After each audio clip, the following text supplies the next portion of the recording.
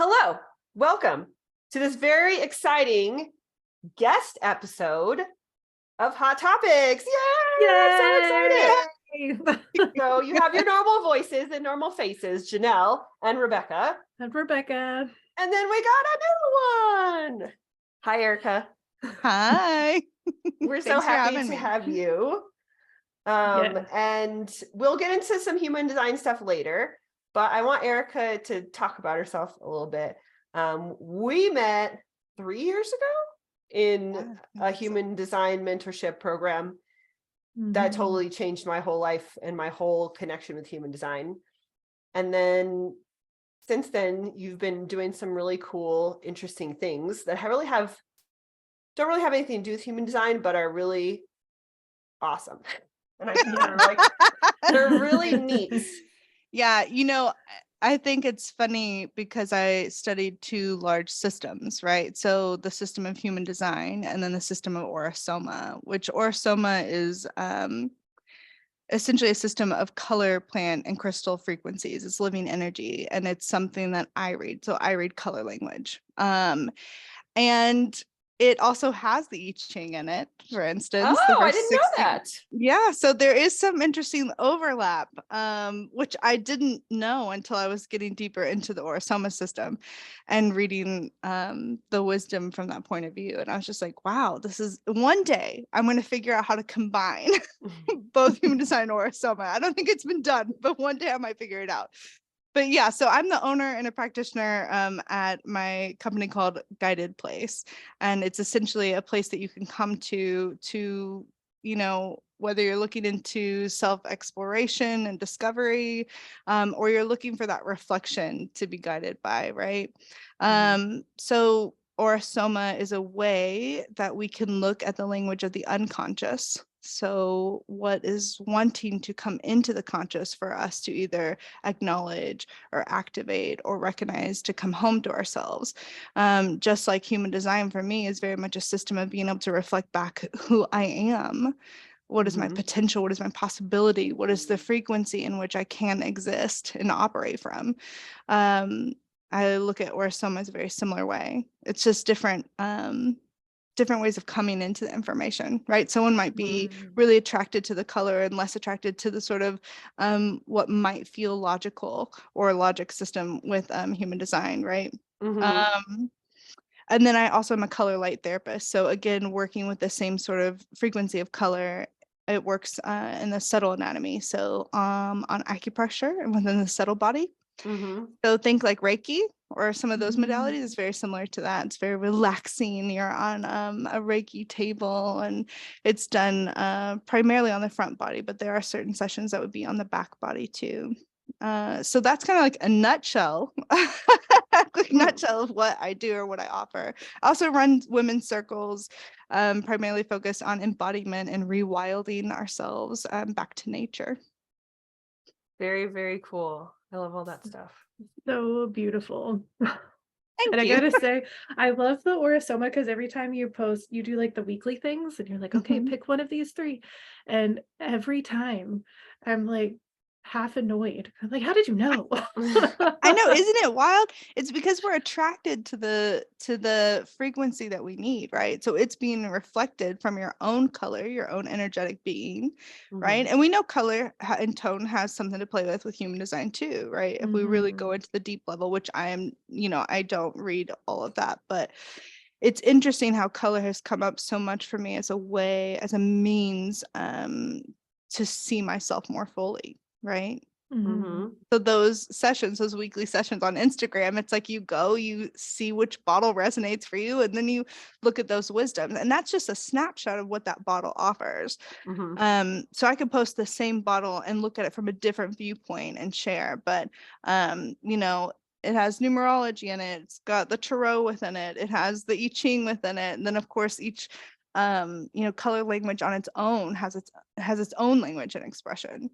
And then you can actually use the bottles, which is those who are listening and not watching. I'm holding one of the bottles, and you can actually shake the bottles and put this as a body oil on the body. Oh, so cool. Much like someone might hold a crystal or use a crystal for some sort of energetic resonance, right? the bottle you choose, the equilibrium that you work with, or what we refer to as journey with, is really think about it as like a supplement, a way of understanding what the soul's asking this body to hold. What is the vessel wanting me to bring into this vibrational state? And instead of your floral essences and your plant medicine and your crystals, it's all just sort of in one bottle.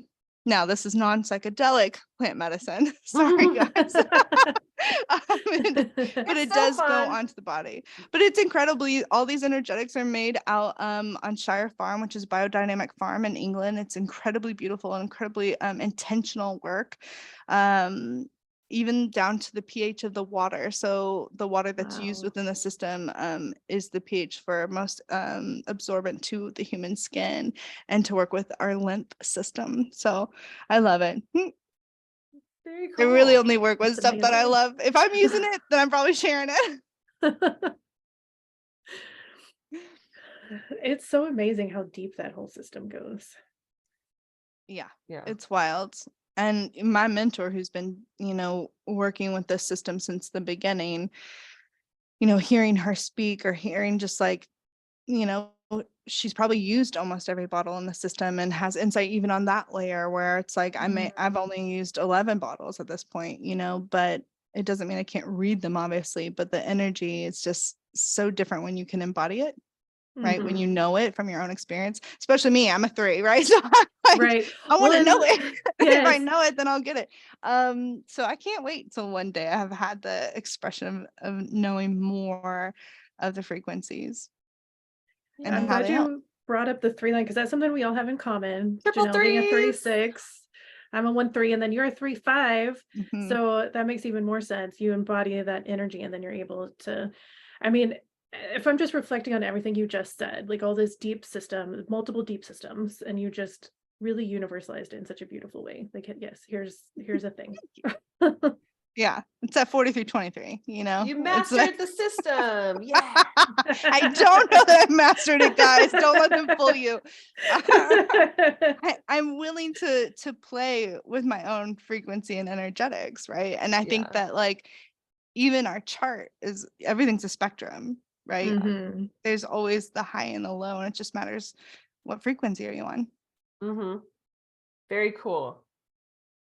Well, that is awesome. So now you all know that Erica's a 3-5. What else? What else are you, human design-y wise? I'm a 3-5 emotional projector, and my openness lies in my sacral and my crown or head, depending on which school of thought you come from. That's it? Wow. Yeah, I'm an energy projector, so there's a lot of definition there. But it's interesting, like every channel is still projected for me. So despite all the noise, everything's still projected. Yeah. Well, and that's part of what I think Janelle and I get so curious about, because with both of us being mental projectors, we have the open body, and then we look at you and we're like, oh, well, Erica has all the wisdom. So Yeah. But I think that's what's such a fun kind of myth to explore even in that, right? That having definition has been, I think, translated into something that's like better or good, or it's good to be defined because then you don't have conditioning. And I think therein lies the problem, right? And Yeah, I think, agree. yeah, and it doesn't mean anything's, good or bad. There's only high and there's low, right? Then when we talk about spectrum of frequency. So when I think about my open centers, I don't think about them in a way where they may hold me back. I think about them in a way of like where they will bring me wisdom, and where can I actually look from that lens to see things differently in how I'm defined, or the challenges I bring upon myself. Like, where are they actually coming from? How do you see your openness? I love that you said, because I totally agree with you, that a lot of times people look at the defined centers as easy and the undefined centers as difficult. That's what when I first saw this, I was like, oh my God, my design is so hard. Like, this just looks so like difficult to deal with and manage. that's how I first came to it, was that open centers meant like, ugh, no. And when I read for people, I don't want it to come off that way, but I think because of the way that we are conditioned as human beings, like when you learn that you're open in this place and you intensify the energy when you take it into your body, and when you learn to become wise, you hold space in those places, all that stuff is like, I don't want to do that. Like, why? Who wants to do any of that shit? Like, you want the defined center because it's like, oh, I have this, so I have it. And now you're telling me I don't have it. And I still have to tell everybody, I'm like, look, you have this whole thing, consistent, inconsistent. That's the deal. But even in my own body, sometimes I'm like, ugh, like this is difficult. But recently, I've been able to look at my undefined centers and think, like, this is where my magical powers lie. So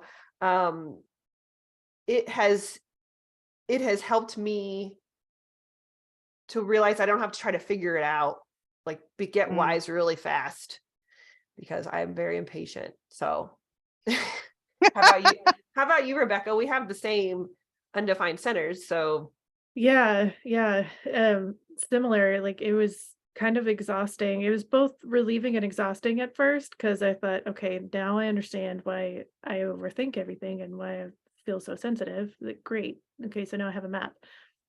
And it's been really helpful, especially on the days where I can literally hear all 7 of the not self voices yelling all at once. And I'm like, okay, now I can just listen. Like, I have a preschool class in my head. I'm like, "Okay, yeah, y'all just throw your fit and then we'll take care of it." But it's helped me navigate so much to just understand the wisdom of what's happening in there.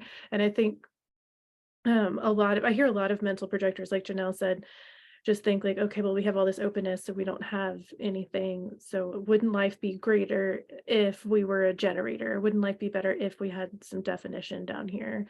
And I definitely get in my 3-line martyr mode about it sometimes. If I just had one thing down there. It's conditioning of humans is to look at things, other things that people have and go, I want that thing. Like, my dogs do it. They have their own toy and then they're playing and then they look over and go, oh, I want what you have, even though I'm fine over here. And I think maybe it's not even humans. Maybe it's even more than just humans, animals too, who want what the other person has unconsciously, but it's what you do with it, which, Rebecca, you're really good at, like recognizing that that's a human conditioning thing and going, okay, I'll let that thing run its course, and now we're gonna move forward. I feel like you're really good at recognizing the conditioning, because we can't like change it or stop it or do stuff to it, even though I want to really bad. But you see it really fast. You see it in me too. You'll be like, you'll tell me, and I'm like, I know, but can we just pretend like you didn't say it out loud? Well, and it's been interesting too when I started noticing the conditioning I had through my defined ajna, right, or my voice, and thinking back about how much I shut myself down.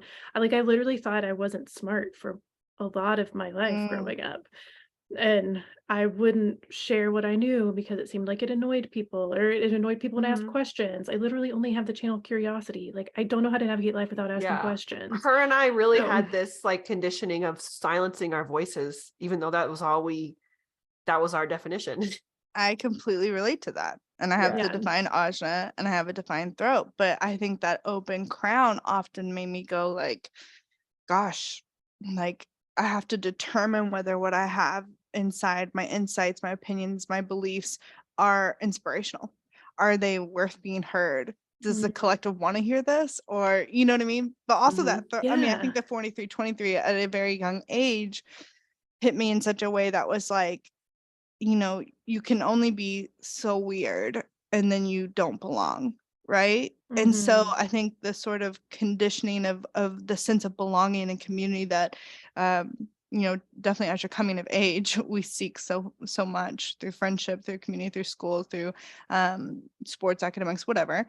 that you want to belong. And when you start to realize like, oh, certain things said, whether I was talking about spirituality or liking both girls and boys, right? It's like there's so much that shows up that says like, ooh, we don't share that, because if we share that, then we get put on like the other list, right? Yes. And I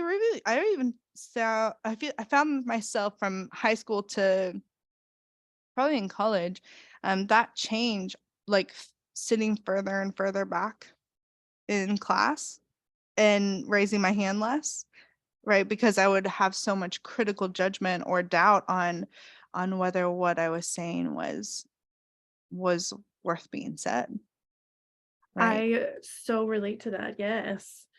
Yes, because it's scary to share something, and then it not be received well somehow. And I can only imagine with you with the 2343 having such an individual voice to share, that it was kind of rocky growing up.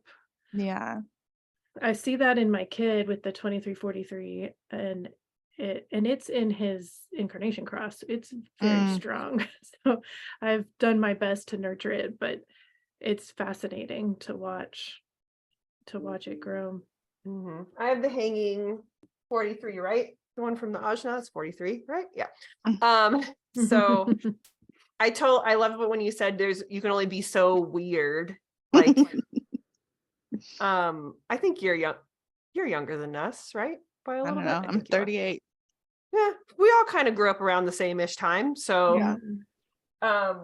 It's just like you said, now there's a lot more room for the weird, but in like the 80s, 90s, you could only be so weird before people were like, what's happening? What's going on? And I love that you said that, because I was the same way. I was like, okay, like how much can I show people about how different I feel like I am, and how much is like not for them. I don't know. It was very, I mean, I have the hanging gate, so I feel like a lot of my stuff I have a hard time articulating. I know what I want to say, and I know what I want it to sound like, but when I start to talk, it's just like, that wasn't it. So and I think like having permission to say something and be like, actually, let me go back there. That's not what I meant. And let me reframe, so you can get it out. Right. And for me growing up, like, so my mom was, my dad was Roman Catholic. My mom was of metaphysical faith. So she was very much going to school of metaphysics. So definitely, if I was ill, we were checking out the biofeedback.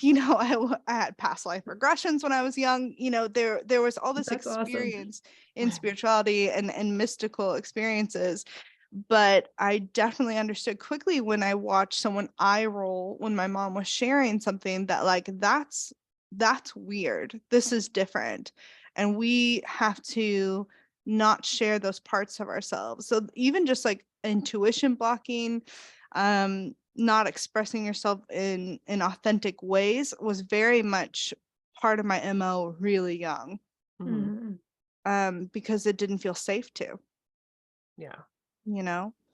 Yeah. Well, and especially add the projector aura into it, where you're just and stuff. And yeah. So I think like, despite my definition in the ajna, I think having the open crown will often have me lean into the critical aspects or the need to prove, right? And a lot of the things that I feel like come through me, and speaking more on a spiritual sense, is there is no way to say how I know. Yeah. But I know, right? Like that becomes really challenging. So then I think that those few things that I have open become very loud. Instead of like this mix of like where there's more openness, I think it feels like perhaps there may be more gentleness in that. I don't know. You'll have to tell me. That's true. Where actually, like. Yeah, that's landing for me, really, because that makes sense, because it's like there's more concentration in your openness having just two, and it's one's a pressure center, and then of course one's the sacral. But with Janelle and I, we have 7 openness. So we just kind of live with it. We're like, okay, well, we got to work with this openness. We got And when to the nurture transits define ourselves. stuff, or if I'm defined with other people, they get louder. Like my root, when it's defined in transits, gets very annoying. Or if it's defined somebody, like the voice of it is like angrier and more like pushy than when it's just undefined and it's doing its thing. But when it gets defined, it's like, hey, like listen. And so I can see how the defined centers might come off as more as like louder or more authoritative. They're like, we've got energy behind us, like listen.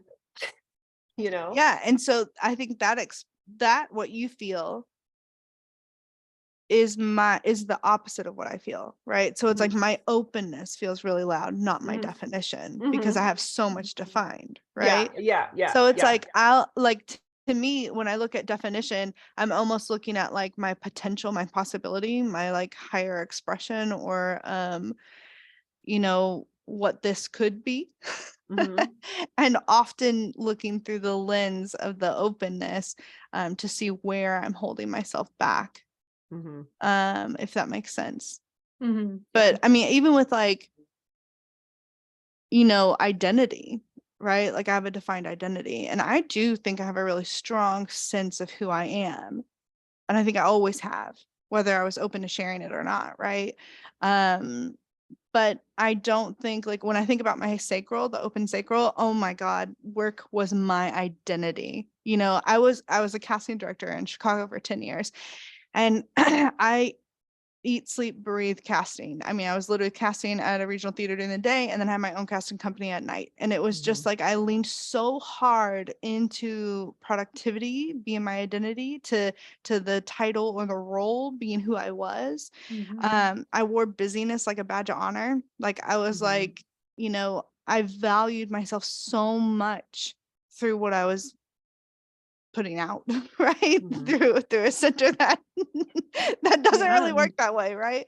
So I think like a lot of the conditioning even in my identity was because of the open center, and it took me a long time to find value in myself that didn't have to do with workforce energy, to be transparent, because I think, well, we're in America, so everything's like, what do you do? How do you, what's your role? And I even found like as I shifted more into this work, more into actually working in a more, I guess I would say, aligned, authentic way, I was scared. Like if I was on a play date with my, say, like oldest kid's friend, family, and they were like, what do you do? It was really hard to be like, well, I own a spiritual wellness center. You know what I mean? Like the looks or the confusion or the like, what does that mean?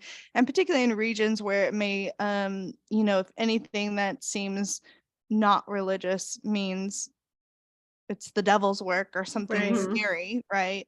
Can be complicated. And also there's the expectation of like, well, is Vivian going to go through the same experience I did with my mom? Like where she could watch people roll their eyes about who I am or what I do. Right. So workforce energy became a really big, I think, place I had to examine. I loved casting, absolutely loved that job. And it was only through circumstances that really left it. And by, I think, universal push that landed me here doing the work that I'm doing. But at the end of the day, it was really hard to separate who I actually am from what I actually do. Yeah. I can relate to that for sure. I think that's part openness and part just growing up as a female human in the 80s, where it's like I didn't realize how much that was ingrained in me until very recently, where it's like, no, you grow up, you become a wife, like you have this role, you're identified as a role, not as a person.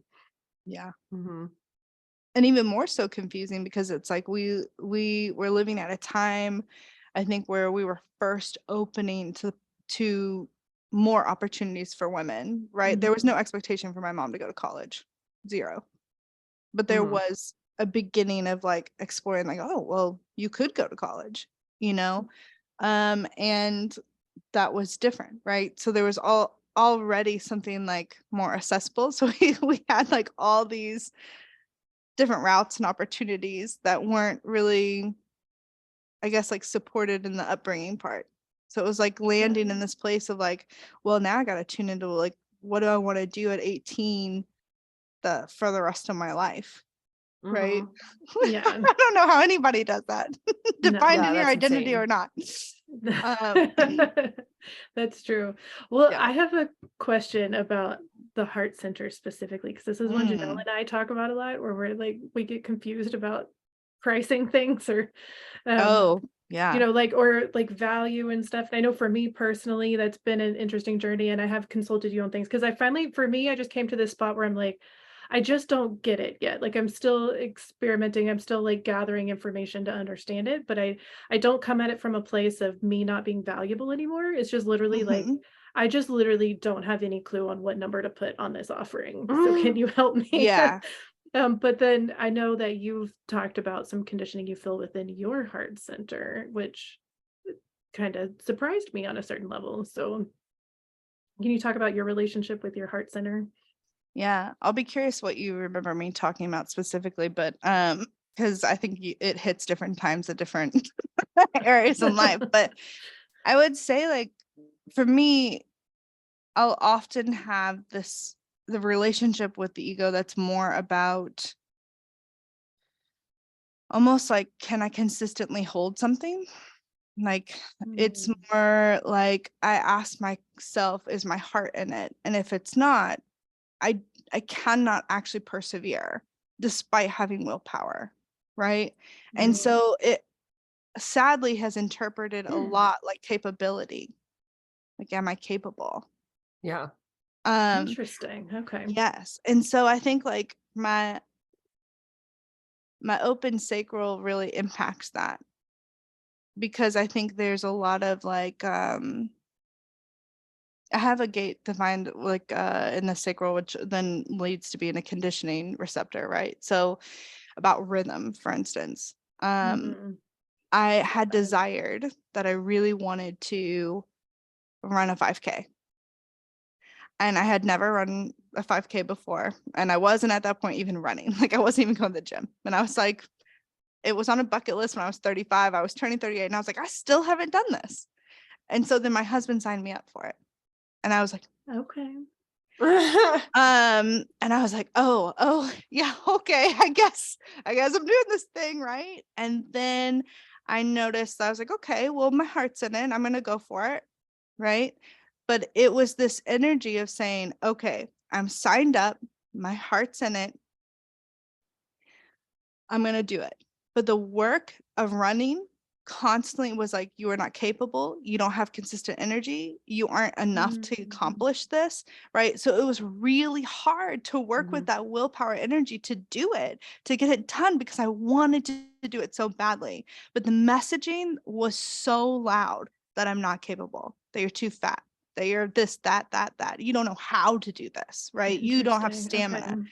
So it was interesting in the way that like the openness or what people think is like not conditioning in the open center or in the defined centers is loud because of my openness. I also think that like I felt like I was always interpreted as competitive with other women, like growing up, right? So I didn't understand this. I didn't understand why relationships with women seem to be challenging sometimes. And like it an wasn't on my unconscious thing, like no matter what you did or how you acted, they always felt like you were competing with them. I would not say I don't want to say every single relationship, but yes, this would come up for me. And I literally remember hearing it when we were studying with Jess and Teo and just being like this huge release of like pain and shame about like this dynamic that I wasn't creating intentionally with people, that perhaps they were just feeling it through their openness in my definition here. And a lot of times when I look at the open ego, and while mine's defined, majority of who I'm reading for is not, then I look at it as hopefully someone is showing you possibility, and it's not competitiveness, right? Maybe someone is showing you what potential is, or every time you feel, insecure about something, you start looking at, I don't know, follower numbers or something. like something that I don't give a shit about, but like, and that triggers you into thinking like, oh God, she's doing this and getting all these followers and she's posting this and it's working for her. And it's like, well, just because like it's possibilities. Good. She's just showing you what's possible. That's awesome. She's doing that and it's working. Like, and not that it's a direct competitive nature, a direct threat. I don't know. The open ego it's interesting because I think like for me to really activate like willpower, it has to filter through a lot of shadow. Yeah. And a Like lot of the other stuff that you are, like a projector Mhm. with an undefined sacral, like Mhm. having a defined heart and an undefined sacral is like you said, it's a mix that you have to experiment with, especially as a third Yes. line. And I thought it was really cool because the heart center is kind of here to prove through action. And Mhm. earlier when you talked about the Ajna center, you talked about proving there as well. And I feel like that is very true. And that's place you can feel proving energy, but I feel like it's proving through intelligence, through words, through Mhm. like how succinct and smart can you sound.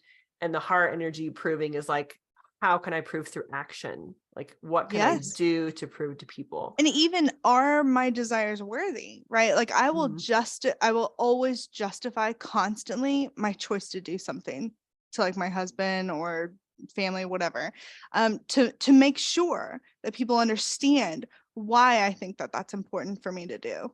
Right. So it does feel like a constant state of proving, which I don't know is actually healthy, even with definition, right? Yeah. I would say that it's the ability to do that through your actions instead of through your aura, right? Instead of through your energetics.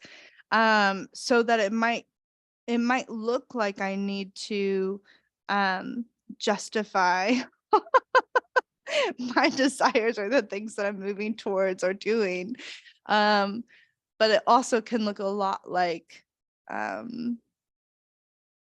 I want to use the word self-doubt, but that's probably more of the like open crown conditioning in it. You know what I mean? But I don't know. It's interesting. What do you remember me talking about the ego?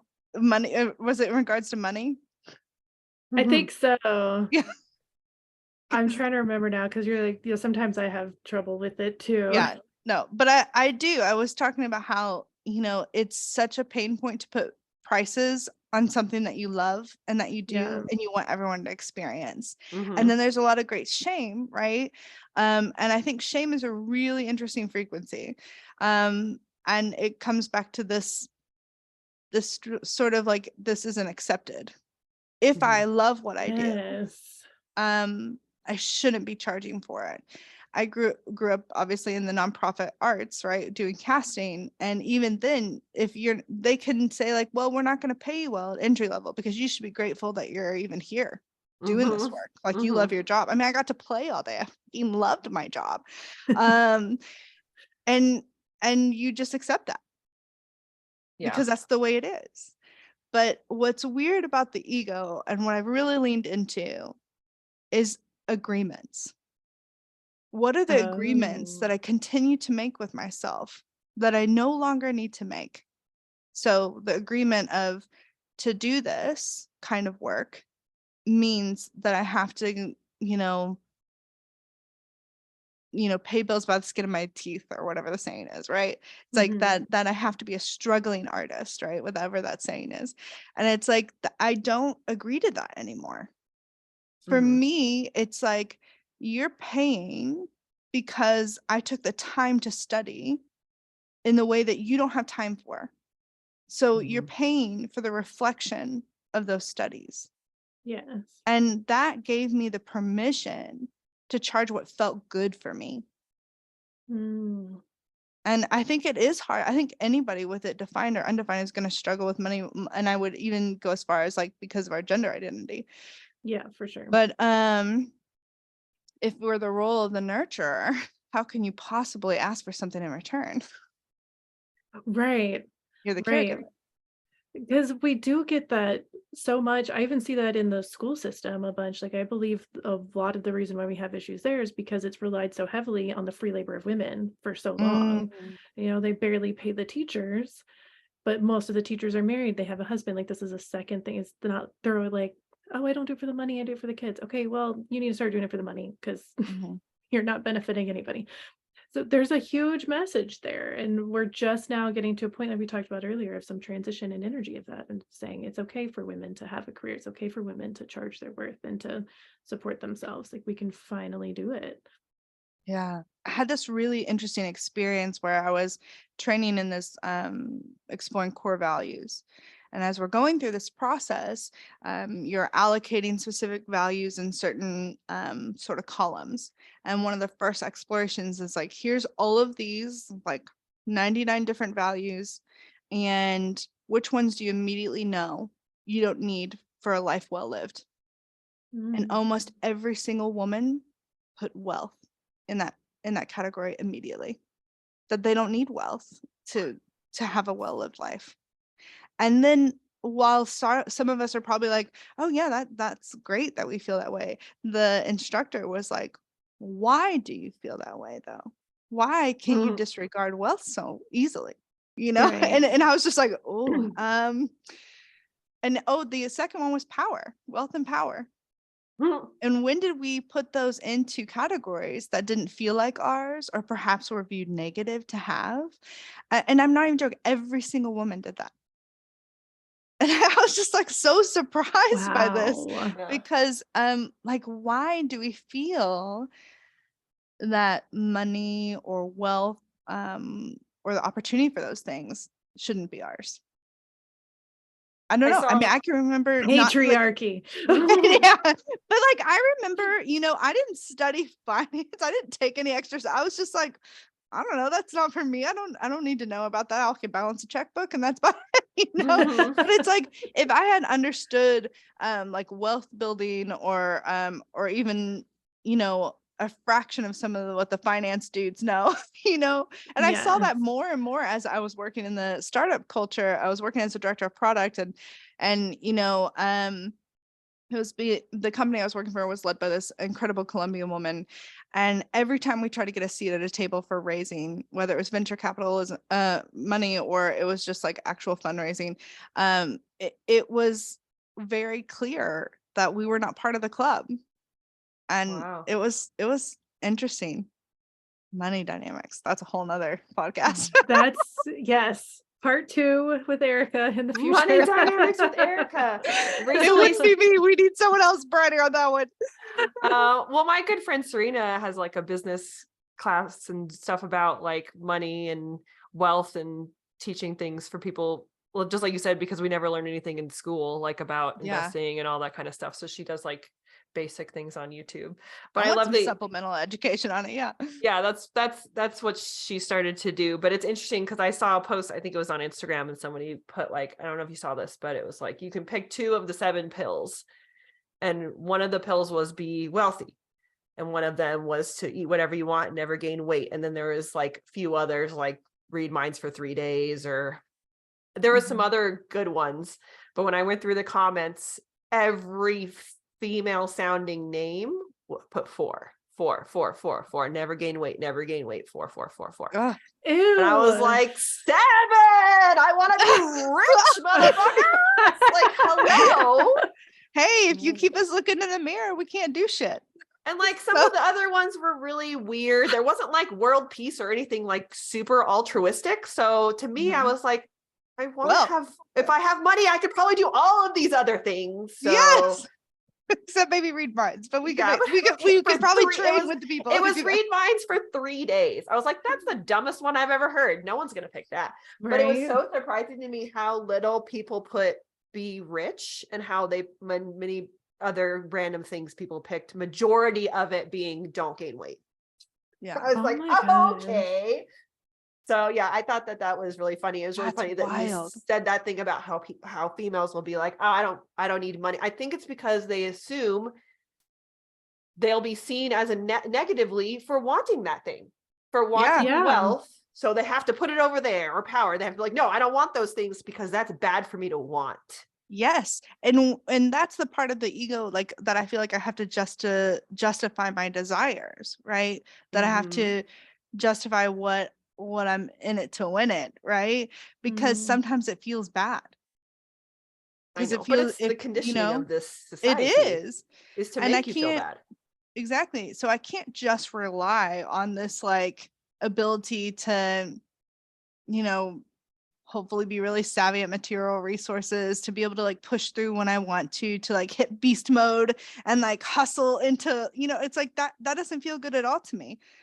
None of those things, Yeah. like, Yeah. I'm a projector after all. Yeah, that's really funny. Sometimes my ego feels like the most painful part of me. Yeah. My friend had a baby like 2 months ago, and she had me pull her chart immediately, and I was at her place the other day, and she asked me to like talk to her about the chart. And the baby is an ego projected projector. Oh, cool. I know. I was like, That girl, let's talk about it. And so it's very interesting, because it was very much a lot of, she's going to have this energy of headstrong. There's other parts of it that are going to make her kind of headstrong and stubborn. I'm like, but she doesn't have the sacral center like you do, and the father does. So I'm like, it's just going to be, there's going to be a lot of times where you're going to need to hold space for her, because she can't keep up with you guys, and she's going to try really hard, and it's just going to be like letting her know it's okay that she doesn't keep up with you, and that her energy is going to be inconsistent. Because I feel like a lot of times with the defined heart and the undefined sacral, just like you said, the undefined sacral kind of amplifies this need to have willpower and to be strong, and to like roar, use the heart as like this big lion, when in reality you don't have that consistently because of the undefined sacral. Like, that's very interesting to me. And so that's where I start questioning my capability, right? And she may do that too, depending obviously the rest of her chart, but it's like that you're like, I'm not capable to want that, to desire that. That might be valuable to me, but I can't possibly have the energy to do it. And when you think that, what do you do? I think I'm pretty gifted at seeing patterns in myself, as I sort of, I don't think I would have been as gifted if I wouldn't have had this framework. So I usually can say, like, again, I'll go back to distilling to agreements. Is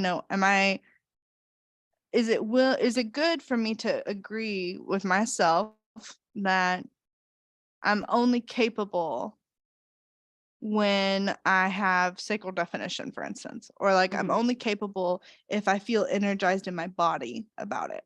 Yeah. And when you feel like the heart wants the thing, does it usually feel correct for you to continue towards that thing no matter what else is happening? It feels like I have to trust divine timing and divine order. It feels like I have to say, yes, I want it. I've decided upon it. And now I have to find a pace that works for it. And it's inconsistent. So it may be, That's so it's cool. it's like a rhythm that I have to adopt that doesn't feel like mine. Like, let's ground it into reality. The desire to run the 5K because it was going to prove that I was capable. It was going to make me feel better in my body, right? Maybe lose some inches, who knows, right? There was just things behind it that I could mark it off the bucket list. And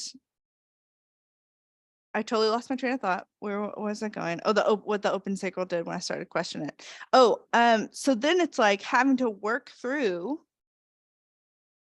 the rhythm to have that would be, okay, well, you have to consistently train because you don't run. So, okay, I'll get an app. The app will give me the structure to support me to have a rhythm that I do not hold for myself. And were there days particularly where I was like, I don't want to do this. The app tells me I have to run 2 minutes straight and then the 2-minute break, it'll tell you like run and rest.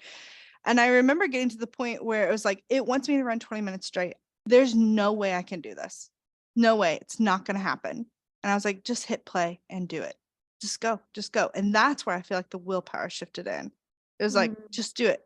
But it was like a timing thing. I don't know how to express like how much I trust now that like if I get into action and get into a pace, despite not having what feels like I want to have rhythm to something or routine even, I don't feel like I have that. I feel very inconsistent in my routines, despite the way I used to operate. I used to have it.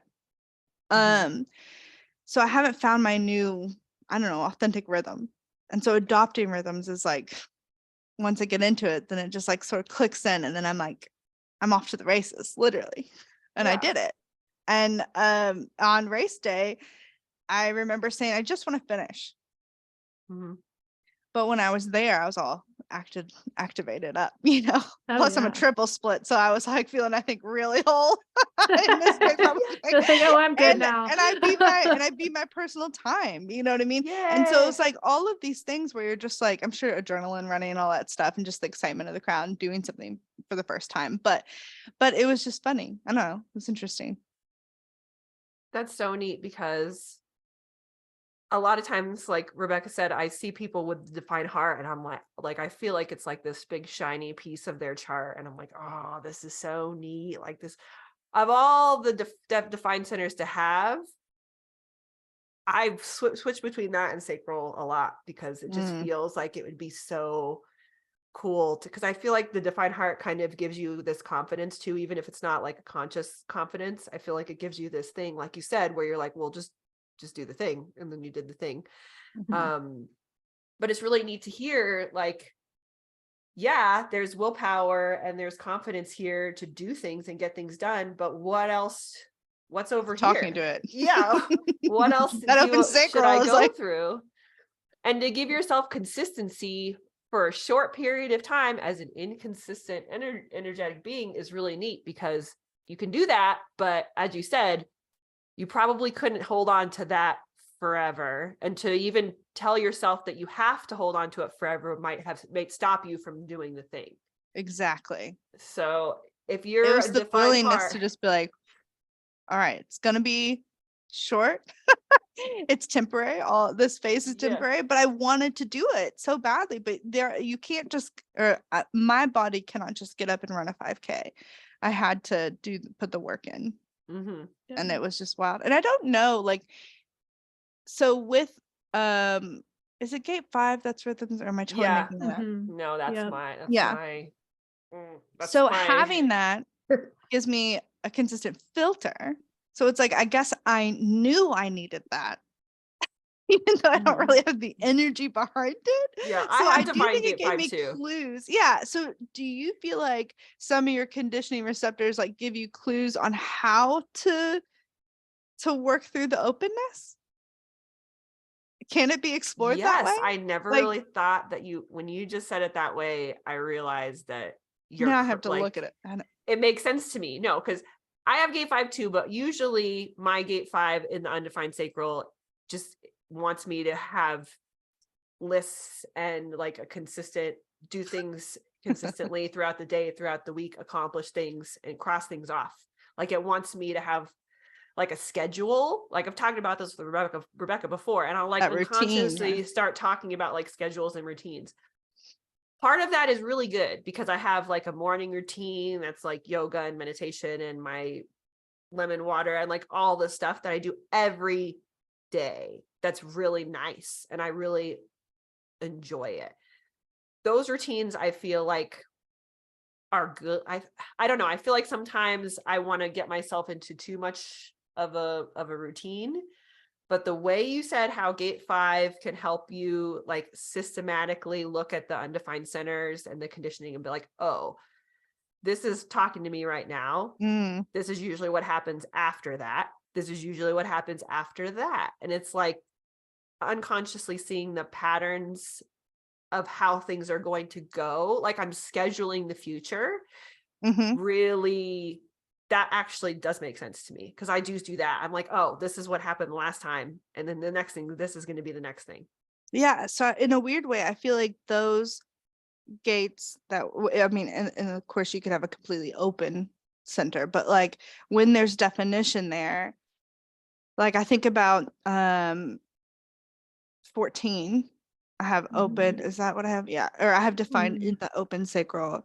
And I love that it's like being human being versus human doing that brings in the resources. And it's funny because it's like, it's not the hard work that I'm going to put in. It's my willingness to live within my authenticity and in my alignment. Right. And so that being open in my sacral feels very on point because I was so subscribed to hustle grind culture and output energy and kind of what societal expectations were, instead of just like focusing on this internal landscape that could help understand or help, you know, define what that is for me, that it's not the output energy, it's the alignment energy that helps me sort of bring my resources online, bring my relationship with money, for instance, in a hopefully a healthier place. But I don't know. I think that if I could challenge myself to look through those gates a little bit more, which I feel like this is just now a new part in the experiment for me, that I could probably find new ways to move through some of the energy that tends to be really loud to hold me back. So it's like the not self of the open center gets so loud against anything else. Well, then looking at those gates to help me release that as like a pressure valve could be useful. Have consistency within the inconsistency. Yes. Way to nutshell that for me, Janelle. I'm like, I was like discovering as I'm talking. So I'm like, well, that's what you did when you signed up for that running app, is your energy is inconsistent and you're like, well, this is not right now.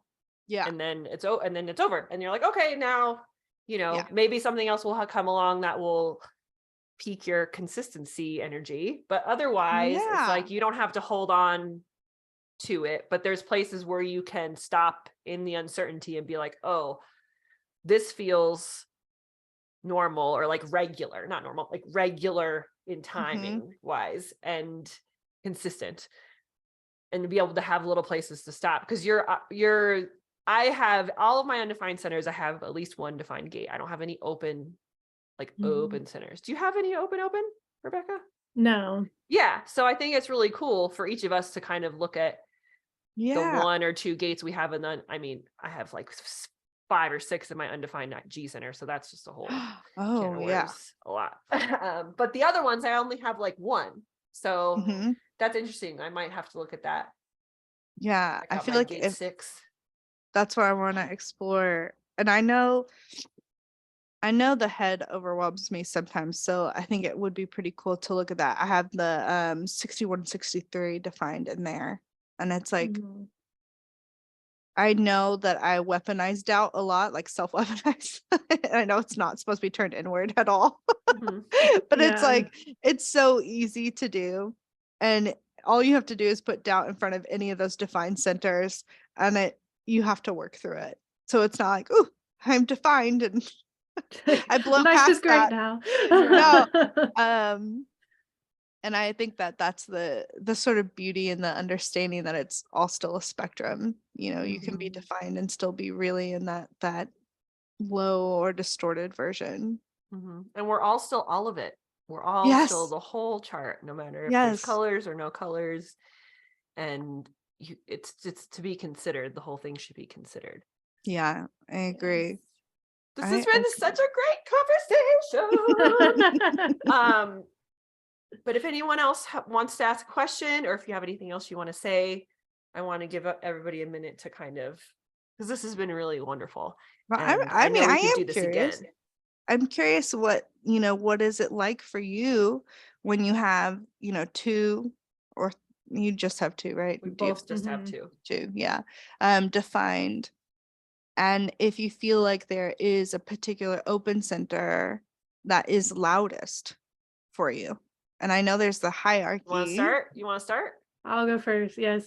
So sometimes I just feel like a floating brain. That's my definition. But the loudest one for me lately has been that solar plexus. Man, that one, it yells. a lot. But Mhm. I've taken to giving my not self voice. It's like a super dramatic teenage girl, so I'll just like let it get super dramatic. Yeah, Like she like voices them in a way that Oh helps my God, her I to love that. detach from it. It's so genius. That's yes. really cool. It's a genius move because then it detaches you a little bit from personalizing the energy.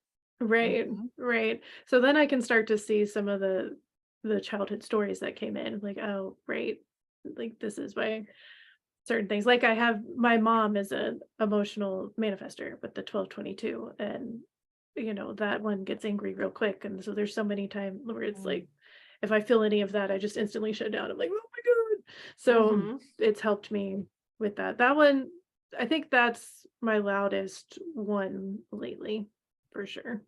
Mm. Yeah, I would say the emotional center is probably always going to be the loudest for me, but I consciously tell it I don't like emotions. I don't like any it's a control thing with me. I don't like to deal with it or see it or do with it, especially my own. So I work really hard to push it away. Like I work really Mm. hard to push anything that has to do with the emotional center away. And so when it comes to feeling in my body and like hearing, I would say the loudest ones are is pressure, the pressures, those Mhm. pressures. And I have both of them undefined, but I've talked about this a million times with Rebecca. The root center for me is real mean and angry. And the head center pressure, I feel like I've done this before. Like I feel like this is the anxiety I've had my whole life. I know what this is. I know what this feels like. I know how to deal with it to lessen it and to refocus. But the root center, that pressure, sometimes I just don't know what to like. I'm not sure what to do to like Mm. refocus or get it to like lessen, or because I know I can't get it to go away. So Mm. my controlling brain is like, okay, well, what can you do? You have to do something about this. And the root center Mhm. is the one that unconsciously just says, you have to do something about this. Like, you Yeah. can't let this continue. And it's to me, it's the meanest one. And it has been It is for me. a really long time. Like, it's been the one that when I was sussed out all the voices, because as Rebecca says, we have 7 of them Mhm. and they're all just like, well, when I kind of suss them all out, I was like, oh, you're actually the jerkiest one. And I didn't even know you were there until human design. I thought it was Yeah. Yeah. all anxiety jumbled up together, but they're different and they feel different. And I deal with them differently. This one is just sometimes. So Yeah, it's interesting because sometimes I feel like, we live in a world where so much of our energetics are up here, and we really have lost our sort of connection to the root body or to the Yes. energetics of like, especially where like feminine power sort of resides, which is going to be in that lower body. and when you're Um, all undefined down there, you're like, well, nah, how yeah. do I connect? What does And that how feel can like? I get out of the like go and more into the flow, right? So it's like we're Mhm. living, and particularly as mental projectors, I could imagine putting myself in more of like, if we look at it as a binary masculine feminine, putting us more into that masculine dominance energy or the go energy or the like mental energy, and needing to find some sort of way to tap back into that sort of that flow or that bottom or the feminine side, Mhm. um because I think that we could find ourselves in a lot of like opportunities that everything feels like flowing outwards instead of finding things that flow inward, or Mhm. bottom down communication instead of top down communication. But Yeah. it is really Yeah. interesting to think. I mean, personally I love a mental projector. I've talked about this, Rebecca, before, but like sometimes mental projectors will talk and it's like I literally can actually hear them better, like I hear with more clarity. Mhm. um Mm. Not that I didn't love both of our mentors, Janelle, but sometimes I would hear him say something and I would just be like, oh my God, that just hit so differently. And I Teo, started to oh learn. crap, man. It was Yeah. like, You'd be like, and whoa, what? you could tell in his eyes that he wasn't even, this was just casual. Like, this is how he spoke. Yeah. And you're like, Yeah. And you're like, and I would tell him all the time, I'm like, And I tried to speak like him. I'm like, all right, I have to use the words that he uses when I talk about human design. I need to get into, because the way and I was realizing, I was like, no, Janelle, you have to be yourself. But it's just like you said, the nonchalance with the way that he would just say things. Yeah. And you were like, it was sorcery. It's insane. And I would listen to his Instagrams because he would do he used to do like stories on like the profiles and stuff like that. And I listened to my 3 and 6 separately profiles a bunch of times in a row because I was like, I would miss things. I was like, oh, that was a cool thing that he said there. Yeah. But I realized that people do that to us too. They That's hear what I was us gonna say stuff and they're like, not just me and Rebecca, but you too. They hear us say things and it like sticks and you're like, I don't even know what I was talking about when I said that. But yeah, and everyone has their own unique frequency, which is why it's so cool that like other people are attracted. But I will say, like 9 times out of 10, if I'm speaking to a mental projector, they're gonna say something that resonates in a new way for me that I'm like, oh. Cool. And so I often, just like Rebecca may talk to me about like our sort of pricing things, I would easily go to a mental projector and say like, okay, I have this very specific business problem, or I want to solve this thing, and know that whatever they work through with me is going to be highly beneficial, right? Because being able to use it as an outer authority, being able to use it as a support system, that definition and that pure definition right there, I just think you can see things or a depth of things that we're going to pass up really quickly. Like Rebecca posted that thing the other day and I think I put like my brain exploded on it. I was like, my mind just exploded. I could not comprehend what she was revealing to me. I was like, this is too much. And I wanted to understand it, but that's what I love about mental projectors. And I often think that the MPs are, are the guides for the projectors. Yeah. You know what I mean? How we feel. Well, we're the guides of the guides. Yeah. Yeah. And that's what I kind of love. And it really does. It hits for me. It really does. We should explore that. Not in any sort of way that has any sort of motive or outcome, but we should explore the idea of people coming to us with like a mental projector advice column like situation where people can actually come to us with like one-off things. Because I feel like a lot of you times get one question with the oracle. I feel like a lot of times in human design, it's like, no, you can't like advise, even if they come to you and ask you for advice. Did you enter this invitation correctly? Did you go through all your shit to decide, okay, I can advise you? No, I want someone to be like, hey, I need help with this. Okay, cool. Here we go. Like, I feel like you and I would be good at something like that. And it would be a little off to the side, because I think that would be so fun. Like more rapid fire, which is not like how we normally would work, but I think or are supposed to work, because we have to go through strategy and authority. Yeah. And I think that I love when you like take a different sort of exploration too. And I don't know if that's how we're supposed to use like those gates inside open centers either, but like I think it's neat to be able to say like, let's just, this is our threes talking, right? Right. This is us being like, let's just explore, let's just try it. Like we can't, like nothing's gonna come of it except now we know. Right. Which I think is really fun. Janelle says stuff like that all the time because she's mostly 3-line, and so she's like, just experiment with it. Like there's gonna be some 2-line listening to her, like, oh God, no.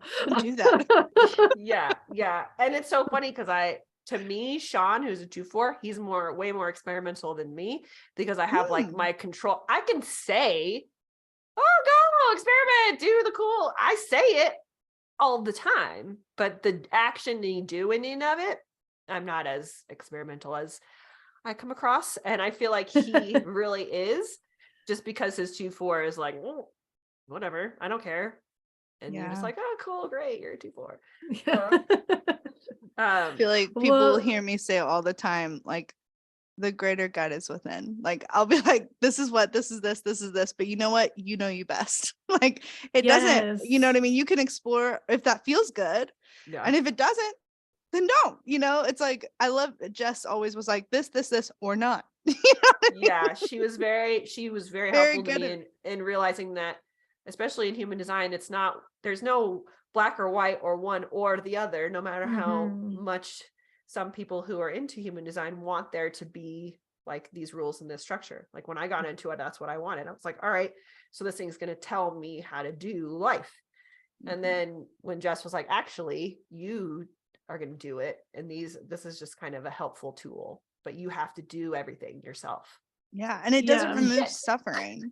Well, suffering from like the Buddhist perspective, you know, it doesn't take being a human away. Like we're No matter still, how much we still they came try to talk Earth about it. School, you know, like Yeah. you can have every golden thing that you think is important. Or I always feel sad when the generator is like, oh, I'm a generator. And it's like, oh, because they're common. And I'm like, are you fucking kidding me? You guys are amazing. I Let me talk about it. know. Like, you know, thanks for I get moving the the same collective thing. forward. You know? But I it's say like, the same thing. I'm like, yeah, just be quiet about it. You're when you know that, when you realize the power that you have, because you're right, they think they're so Yeah. regular, and you're like, like, oh no. ma'am. I know all of us projectors are like, you Come stop your on. whining. But yeah, I love that you said that. It's like it's our choices ultimately to do life in the way we see fit or we don't see fit. And these things like Aura-Soma and color and tone and human design are tools that we really like and that we have helped us personally. So in true third line fashion, we tell you about it and we say try it or don't. We don't really give a shit. But here's our experiment. And I want to thank you so much, Erica, for coming on and sharing your hot topic of having conditioning in the defined centers. That happens too. Everybody thinks, hey, you're the defined center, especially me. I was like, well, the defined center has the list of how to do stuff, and the undefined center gives you nothing to work with. We still have to work through that able to get to that, right? Yes, yes. And I mean, I know that too, because I had it with my throat center too, but I think it's really cool that you being so defined are like, hey, I actually still have to go through the conditioning of the undefined to get to the conditioning of the defined. And then here we are. Yep. Maybe we're doing something. Closer to us, you know, maybe we're getting moving energy around. Well, things are doing things. I do. I think it's a fun topic to explore, and thanks for letting me just sort of, you know, live in real time play with the information. So absolutely. Yeah, and we're gonna put who you are and where to find you in the notes, but where do we find you? Yeah, on Instagram you can find me at Guided Place, and then on the old interwebs you can find me at guidedplace.com. And I do offer both in person, which is local to Louisville, Kentucky area, or Kentuckiana, and also have virtual clients as well. So there's a whole virtual section for both Aura-Soma and human design. Very cool. Excellent. And I'm sure we'll have you on again because this was a great conversation and we all have lots more to talk about. I'm sure we do. So. All right, bye guys. Thank you for listening. Bye. Love y'all. Bye.